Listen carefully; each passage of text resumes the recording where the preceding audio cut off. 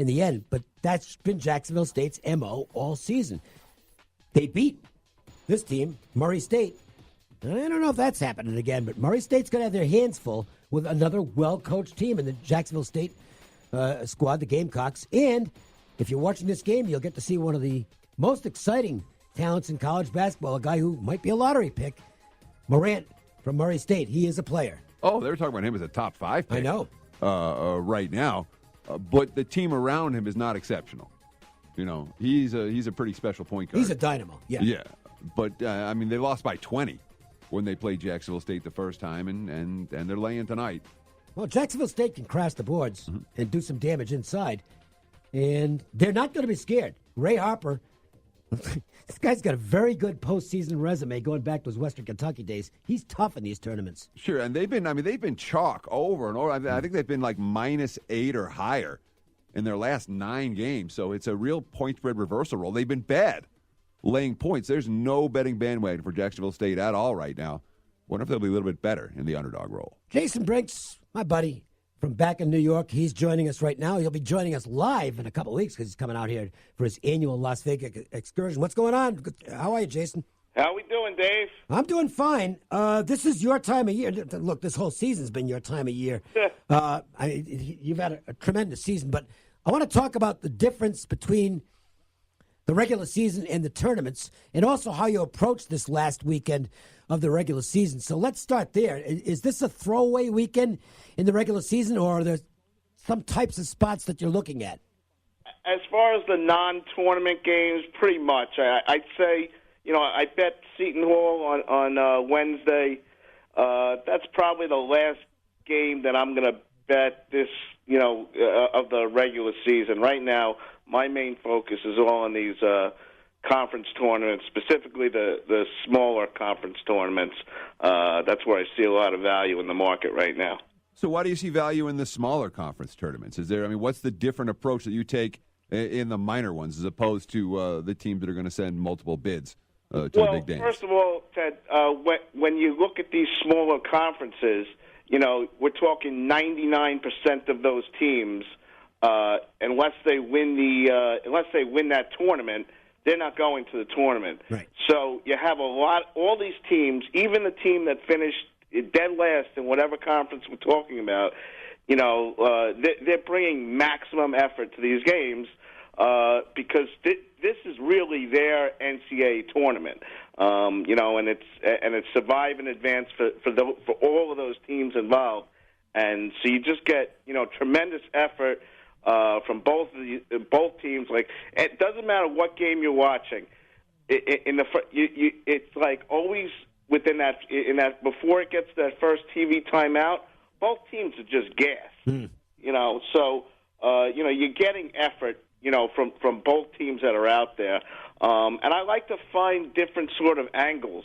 For instance, looking at first halves sometimes. I did that last night, actually, in the Jacksonville State game. I took UT Martin in the first half last night. What I liked about that situation was that UT Martin had played the night before on that court, so they were familiar with it. They I think of it as like they kind of had a lather built up. Jacksonville State was in a spot where they were completely, looking ahead to this Murray State game that was looming. So I thought it was a good time to, grab a dog that, and also UT Martin had beaten them in the regular season. So I knew that they could play with them, and sure enough, they had a 10-point lead at the half. Cashed an easy first half winner on that one. Let me use a specific conference here as an example. We talk about this all the time. The Metro Atlantic Athletic Conference over the years they've had some good conferences. They've had some quality teams. This is not one of those years. It's the worst I've ever seen it this year. And to me, the first thing that jumps out to me is, okay, well, you got to look underdog in the regular season. You got to keep looking underdog in the conference tournament because there's nobody that's much better than anybody else. No, I mean that's the thing. Whether the teams are good, usually in some of these conferences you will have a team that's really elite compared to the others. But in the MAC this year, I mean they just all suck. Really? To put it plain and simple. And, I mean, you watched the 3 games last night. I mean, they were just all barn burners. So, I mean, I would be very careful laying points specifically in that conference. Well, I mean, is that the thought process here? What's the? I mean, what I'm trying to get at is what's the philosophy itself that you're looking for in these smaller conferences? You said why you like them, because the teams are playing. You know, everyone's going to play hard the whole way through. But what's the actual strategy that you're trying to use to get winners in these conference tournament games? Well, you know, I look at matchups. I look at how they've played each other during the year. A lot of times in these conferences, you will have teams that aren't really, that one team is power rated a lot higher than the other one, but the underdog actually matches up very well with that team, and that's what I find that you get a lot in these conferences. Yeah, you know, or they just got the other team's number, and they saw it last night with St. Peter's, which is St. Peter's is probably the worst team in the MAC. They're just awful, but they went 3-0 against Marist, despite the fact that Marist has a good coach in John Dunn. It's just one of those things. The Peacock players evidently got really revved up to play the guy who recruited them to St. Peter's and then left for Marist. They won all 3 meetings. They couldn't beat any other team in that league 3 times in a row. I'm quite sure of that. So that's one of those types of things that you look at this time. Yeah, you know, it's definitely. I mean, you know, that's kind of a unique situation. But yeah, you know, there's definitely things like that. All right, so we turn the clock ahead to next week, and now all these small conferences are done. Right. And now you're looking at the bigger conferences. Is it a different approach that you take?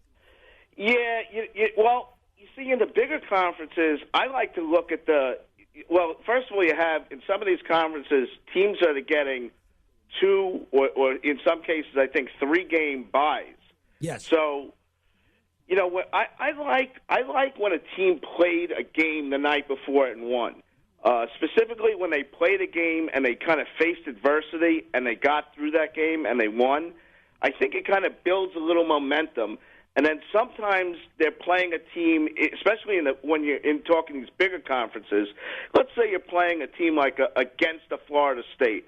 Florida State, whether they win the ACC tournament, that's not really even in their sights right now. Right. They just want to get through that tournament, be healthy. Let's say they're playing a team that's, you know, a Clemson, just for instance. Now, that's a team that's on the bubble, so they're going to be coming in playing basically for their lives, and, you know, they can catch a team like Florida State kind of napping. So I think you could look for spots like that. You know, and I feel like every year in the Big Ten, we see a team that makes a little run. I think last year it was Iowa played really well in the tournament. You know, and you have some teams in the Big Ten that have performed terribly during the year, but are playing a lot better now. You know, take like a team like Illinois. Penn State is playing really well right now. So those are teams that are going to be playing early. And, you know, if they win, you know, they might end up playing a team like a Wisconsin or something who really has nothing to gain in this tournament. So, you know, you can catch motivation, you know, teams playing with more motivation. And also, the thing with the first halves is sometimes you get those teams that are really motivated, but maybe they have two games under their belt, and by the time it gets to the second half, they're completely out of gas. So you get them running on adrenaline in the first half, and you get their best effort there. You brought up teams on the bubble, and that you generally like to be on teams that are playing for their tournament lives against perhaps some disinterested opponents in these conference tournaments, particularly when we're talking about the bigger conferences. How much are you looking to back these bubble teams, and you think that the public is so much in love with them that sometimes the value goes the other way? Well, it kind of depends on the situation for me. I don't really always want to back that team that's on that bubble because that team is playing with a lot of pressure. But, you know, like I said, they're going to bring a lot of energy, so it's kind of like you got two things fighting. It really depends upon the opponent. If they're playing an opponent that has really nothing to gain, you know, like that Florida State or something like that, you know, then that's a spot I might want to play on that bubble team. But let's say they're playing a team that is also not even close to the bubble. that's a dangerous spot for that bubble team, I think. Like when they're playing a team below them, or especially if you're asking them to win by any sort of margin. So, it really depends on the circumstances with those bubble teams. Let's look at tonight. Maybe find one game that you have some interest in this evening. Let's go to the Metro Atlantic. I think kind of picking up a little bit about what I said about a team that played last night. They dealt with adversity. They won a tight game. I'm going to look at the Manhattan Jaspers and look to play them in the first half tonight. They're playing a team, Canisius, who is just so up and down. And again, in that conference, there's no way you can lay points. Manhattan's a defensive dog type of team. They got they're a very young roster. The point guard's he's going to be a big star in that league. Yeah, I really like him. The little short kid, he's bombing threes from everywhere. They also have another kid that could hit threes. I like their coach. I think they're really playing together. That Canisius team, they had a suspension during the year. They're just so up and down. I think Manhattan could be a live dog tonight. So I would look to go something like that. First half, they're plus 2.5 total, only 58 for the first half, and it looks like that's going on the way down. I wouldn't run to bet the over. Yeah, well, if you like the under, I'd bet that sooner rather than later. A couple of the leading indicator books. Sometimes in these first halves, they can go. You could get a higher scoring first half, and then what really happens at the end of the game, when you're in these like one possession games, it just completely slows down. So see how that plays out. All right, you got everything set. You're going to be out here in a couple of weeks, right? Yeah, can't wait. Looking forward to it. I love these 3 weeks here with the conference tournaments, and then into that first week of the tournament. These are like the 3 best weeks of the year. I can't wait for you to get out here because I'm probably going to try and stick you with a check someplace. What the hell, And my pleasure. My pleasure. I'll talk to you later, Jason. Thanks, man. Have a good one. Jason Brinks. Follow him on Twitter at @TheRealHBC, @_TheRealHBC. Okay, and he is an out. Teddy, I've known him for a few years. He's as sharp a college basketball guy as I know. He's really, really good. And boy, does he know those smaller conferences, especially back east. Good info, good advice, and of course, although you're Bradley, they haven't fallen apart yet. What's going on? They're up 4, 51 seconds left. Not nearly enough of a cushion. I mean, it's overtime. No, but it wasn't from the 4-minute timeout. Oh, okay. Yeah, you were like, for the 4-minute timeout, whatever team I have is going to collapse. It's just I've had too many of those, and it's so far so good. They've been with short dogs. That's been, it's been nasty. I like this Bradley team. I think they're pretty well coached, and this is one of the things I look for. By the way, is younger teams that really showed some improvement in the second half of the season. They can carry over, especially against these senior teams that might not. They were as good as they were going to get earlier. Mm-hmm. Yep. And this is one of those games. Bradley was just complete stinko early in the conference season, but they've improved. The Missouri State's a veteran team. They had that one great game against Loyola, but outside of that, they've not played especially well down the stretch. We'll see what happens in that one. All right, we'll come back. We'll get Kelly Stewart. We'll get our angle of the day, and we will get the Phillies preview in during the next segment as well. The Las Vegas Sportsline.com.